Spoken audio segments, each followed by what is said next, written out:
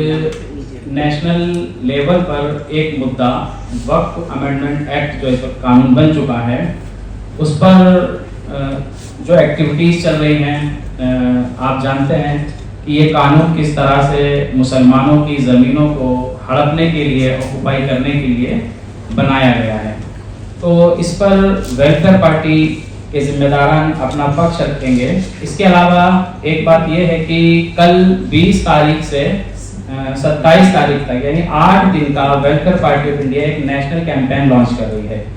उसकी कन्वीनर है मोहतरमा शीमा मोहसिन साहिबा जो बेंगलोर से यहाँ तशरीफ लाई हैं। वो इस कैंपेन की नेशनल कन्वीनर हैं और वेलफेयर पार्टी ऑफ इंडिया की आप जनरल सेक्रेटरी हैं। हमारे बीच में वेलफेयर पार्टी ऑफ इंडिया के जो नेशनल प्रेसिडेंट हैं डॉक्टर रईसुद्दीन साहब, वो यहाँ तशरीफ रखते हैं, वो भी एड्रेस करेंगे। डॉक्टर रविशंकर त्रिपाठी जी यहाँ मौजूद हैं जो आप उत्तर प्रदेश से आपका ताल्लुक है। आप वेलफेयर पार्टी ऑफ इंडिया के नेशनल वाइस प्रेसिडेंट हैं, आप भी इस पर अपनी बात रखेंगे। हमारे बीच में डॉक्टर कासिम रसूल इलियास साहब भी मौजूद हैं जो वेलफेयर पार्टी ऑफ इंडिया के नेशनल जनरल सेक्रेटरी ऑर्गेनाइजेशन हैं और all India Muslim personal board के आप स्पोकपर्सन भी हैं। इस वक्त जो भी एक्टिविटी आप पूरे मुल्क में देख रहे हैं, all India Muslim personal board ने जो इनिशिएटिव लिया है, सभी अपोजिशन पार्टियों को इकट्ठा किया है, इसमें आपकी जो कोशिशें हैं वो बहुत नुमायां हैं, आप इससे बहुत अच्छे से वाकिफ हैं।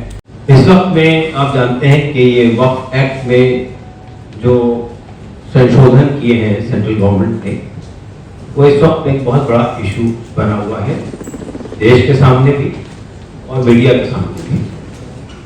2 दिन पहले सुप्रीम कोर्ट ने इस पर एक बात कही है, उसको ये समझा जा रहा है कि सुप्रीम कोर्ट ने कुछ प्रोविजंस पर स्टे लगाया है। ये बात सही है कि एक दिन पहले अगर सुप्रीम कोर्ट का जजमेंट आता तो शायद सुप्रीम कोर्ट स्पष्ट तौर पे कुछ सेक्शंस पे स्टे लगा, इंटरिम स्टे लगा दे, लेकिन सरकार ने उसमें हस्तक्षेप किया और हस्तक्षेप करके ये बात कही कि हम 8 दिन में अपना पक्ष रखेंगे, आप 8 दिन तक के इसको आगे बढ़ाएंगे।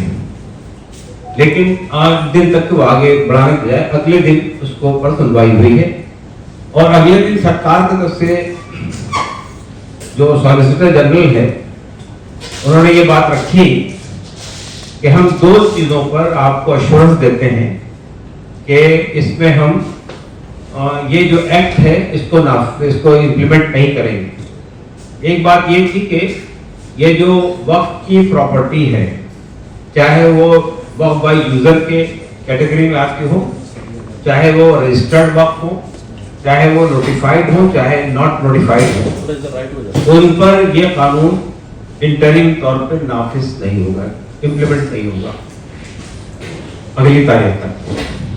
और दूसरी बात ये कि ये जो इसमें सरकार को ये इजाजत दी गई है कि वो नॉमिनेट करे वक्फ बोर्ड में भी और सेंट्रल वक्फ काउंसिल में भी, ये प्रावधान पर भी हम स्टे लगा कर रखते हैं अगली तारीख तक के।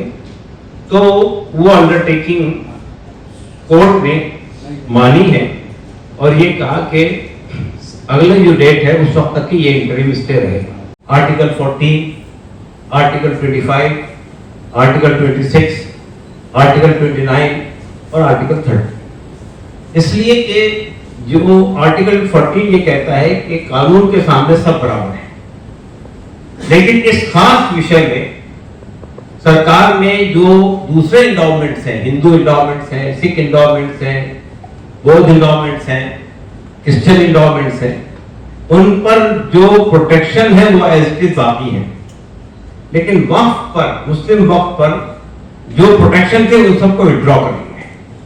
तो इसलिए हम ये कहते हैं कि ये डिस्क्रिमिनेटरी लॉ है, भेदभाव करता है समुदाय के दरमियान। वो क्या चीजें हैं जो इसको विड्रॉ किया गया है, ये बात भी हमारे सामने रहनी चाहिए।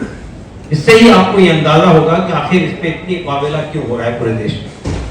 पहली बात ये की है कि इसमें ये कहा गया कि हमारे देश में एक लॉ ऑफ लिमिटेशन है, लॉ ऑफ एडवर्स पोजीशन। आपकी जमीन पे किसी ने कब्जा कर लिया है, 12 साल तक वक्फ बोर्ड ने चैलेंज नहीं किया तो जमीन जिसने कब्जा किया उसकी हो जाएगी। तो ये भू माफिया को फेवर करता है, ये विड्रॉल।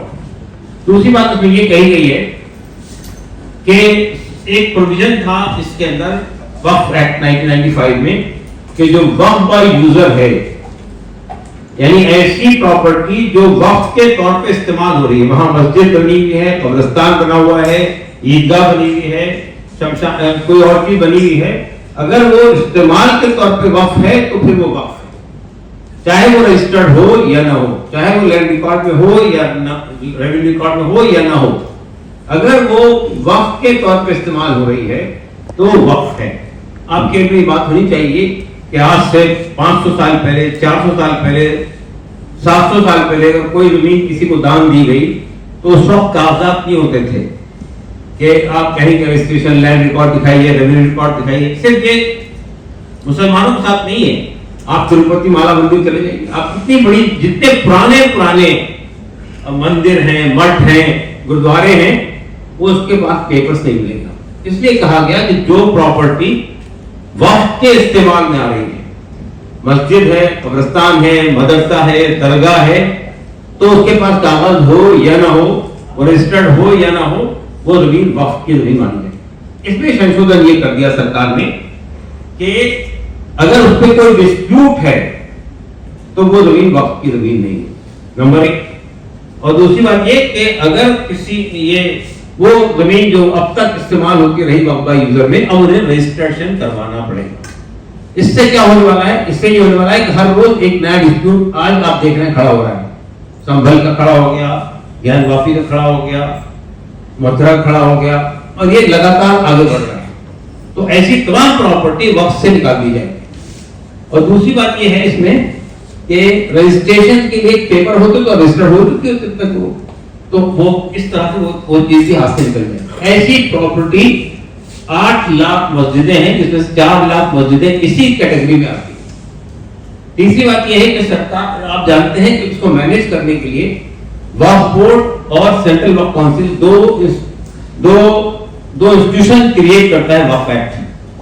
अब इस कानून के जरिए से ये कहा गया, पहले वक्फ बोर्ड में और सेंट्रल वक्फ काउंसिल में जो लोग आते थे वो इलेक्ट होकर आते थे, मेंबर ऑफ पार्लियामेंट के हिसाब से, मेंबर ऑफ असेंबली के हिसाब से, गवर्निंग आपके इसके बार काउंसिल की वजह से या आपके एडमिनिस्ट्रेशन की वजह से, ब्यूरोक्रेसी से। अब वो इसको इलेक्शन को खत्म करके नॉमिनेशन कर दिया, यानी सरकार नॉमिनेट करेगी। Liberal Party of India, as you know, is a value-based political party which was launched 11 years back.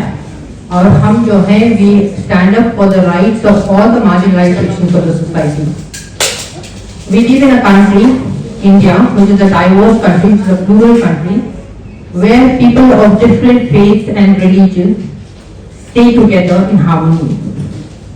ये अच्छी बात है कि and it's a very unique thing of our nation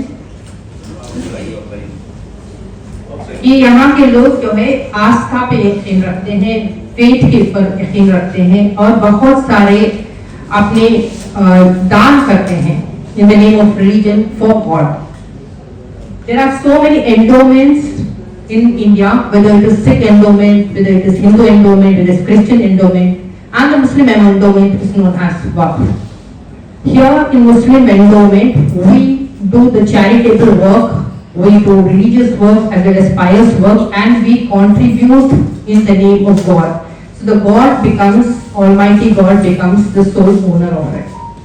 It is very unfortunate that till recent times, the endowments of any religion were protected. The present Waqf Amendment Act 2025 stands to encroach that liberty, that rights which are constitutionally guaranteed to all the citizens of this country. Article 25, which talks about right to practice, profess and propagate religion, is under attack. Article 26, which talks on management rights given to the community, are under attack. This is a process through which government wants to encroach the Muslim properties. It's a direct attack on the fundamental rights of the Muslim citizens. Welfare Party of India, a value-based political party, will always stand for the rights of the marginalized sections of the society. and we have launching a campaign. हम एक campaign अभियान चलाने वाले हैं, इसकी उतनी strong नहीं है, कोशिश करती हूँ। जात और धर्म में बढ़ करके विकास नहीं कभी कर सकते हैं। हमारे बहुत से नौजवान पत्रकार हैं भाई साहब लोग, मैं चाहता हूं कि आप लोग मजबूती के साथ हमारे अगर डरेंगे सरकार से तो कभी अपने अधिकार को नहीं पाएंगे। आज तो किसी हालत में आप यूट्यूब या और कहीं जाकर के पत्रकारिता कर रहे हैं, अगर यही हालत रही सरकार की तो कल ये भी आपको नहीं मिलने वाला है। ये भी वीआईपी कल्चर में चला जाएगा, पीआईसी बच्चों के लिए होगा, वो विदेश से पढ़ के आएंगे, ये भी आपका ले लेंगे क्योंकि वो भी बेरोजगार होंगे। तो मैं कहना चाहता हूं आपसे कि आप लोग इस लड़ाई में साथ आना।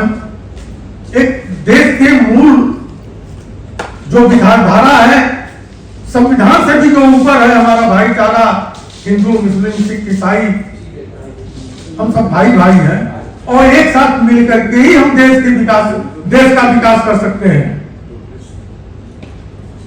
हमारे नेता लोग कहते हैं हमारा तुलना पाकिस्तान से की जाती है, हमारी तुलना चाइनीज से क्यों नहीं की जाती, चीन से क्यों नहीं की जाती है। वहां का एक बच्चा, छोटा सा बच्चा देश के लिए लड़ता है और यहाँ जो अच्छे पढ़े लिखे विद्वान है, ताकतवर है, राजनीतिक रूप से ताकतवर है, वो जात और धर्म के लिए लड़ाई लड़ते हैं, बेरोजगारों की नौकरी के लिए लड़ाई नहीं लड़ते, उनके शिक्षा की लड़ाई नहीं लड़ते, उनकी गरीबी की लड़ाई लड़ते। हम जो लड़ाई लड़ते हैं जात और धर्म अपनी गति बरकरार रखने के लिए, तो अब समय आ गया है कि हम लोगों को एक बार खड़ा होना पड़ेगा। और चंद बातें की तरफ आप लोगों का इशारा करना चाहते हैं। पहले तो मैं बंगाल से आया हूँ, इसलिए बंगाल के बारे में मैं बता रहा हूँ कि जब से इस एक्ट पास हुआ उसी वक्त से पूरा बंगाल में लोग हिंदू मुस्लिम मिलके एजुकेशन में उतर गए। जे एक कम्युनिटी पर बेइंसाफी किया जा रहा है, इसी पर लोग उतर गए और पीसफुल रैली हर डिस्ट्रिक्ट में, हर अंचल में, हर एरिया में पीसफुल रैली शुरू हुआ। और 26 अप्रैल को ब्रिगेड परेड ग्राउंड में सब लोग उम्मीद करते हैं कि 10 लाख लोगों को वहां इकट्ठा होने का चांस है। वहां जाके इन लोगों का first phase of education complete होगा। इसी का एक कड़ी की वो मुर्शिदाबाद में जो चल रहा था तो वो भी पीसफुल था और उस जुलूस के साथ गैर मुस्लिम का, हमारा हिंदू भाई बहन का कोई रिलेशन नहीं था। वक्त प्रॉपर्टी तो मुसलमानों का है, प्रॉब्लम उनका साथ है गवर्नमेंट का, वो गवर्नमेंट के खिलाफ एजुकेशन करते हैं। इसलिए ये कोई कॉमन चीज नहीं है कि अचानक एक पीसफुल रैली कहीं हिंदू हाउस पर हमला करेंगे या हिंदू भाई बहन पर हमला करेंगे, ये बिल्कुल नामुमकिन सा बात है। तो इस तरह एक चल रहा था। अब कुछ दिन के अंदर ये वाकया अनफॉर्चुनेटली किसने किया, किस तरह हुआ, उस पर इन्वेस्टिगेशन हो रहे हैं।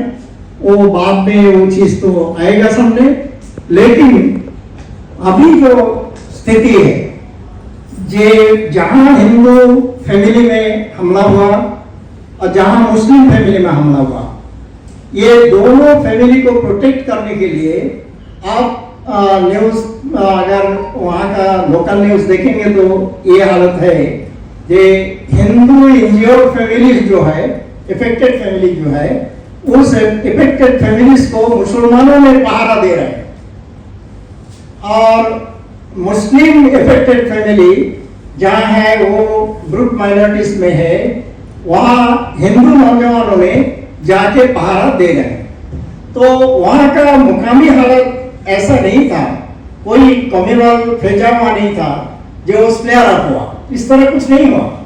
और इतना जल्दी चंद रोज के अंदर पूरा सिचुएशन पलट गया और ये यहाँ का जो हिंदू मुस्लिम इंटीग्रिटी है, इन लोगों का आपस में जो ब्रदरहुड है वो उभर के आया। अभी वहाँ पीसफुल सिचुएशन है, वहाँ और कम्युनल टेंशन कुछ नहीं है, लेकिन अभी एजिटेशन जुलूस जो वर्क पैक्ट के खिलाफ जो चल रहा था वो कंटिन्यूअसली चल